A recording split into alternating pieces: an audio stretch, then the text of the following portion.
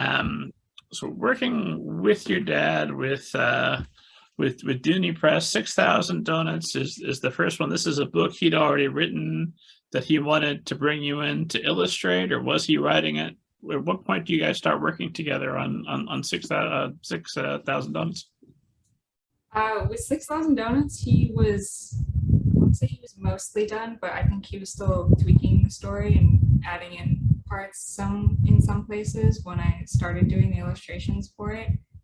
And the spin-off of the spin-off of that book that he's working on now, he's definitely still writing it, but I have started on some of the illustrations for it. He'll just like, because he knows which parts that he's very sure about that he's going to leave in the story, and then which parts he's still working on. If there's any parts that he's sure about, he'll send me like pieces of the manuscript so that I can read through it and then make illustrations based off of those. And then we kind of have a leg up. And so those illustrations are already done. And while he's still working on it, when he comes to the conclusion that he has another piece, he'll just send me that one and keeps going. Because I'm working on my Dweedy book full time right now, but he has some health issues right now, so it's a little bit slower with the writing. So the second book is kind of still like a side project, I guess. And is that the Curse of the Crummy Mummy, or is that something else? That's the Curse of the Crummy Mummy. Okay, so that'll be not a sequel to 6,000 Doughnuts, but an adjacent novel set in the same universe.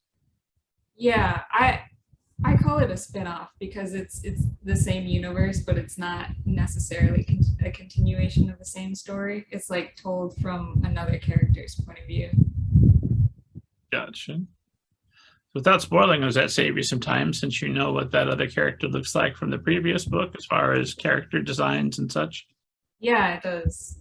Actually, the only difficult part is trying to keep my art style exactly the same because it's been a couple of years since I did the first one. So I kind of have to go back and like my art style will change ever so slightly over time. So to keep it consistent, I have to.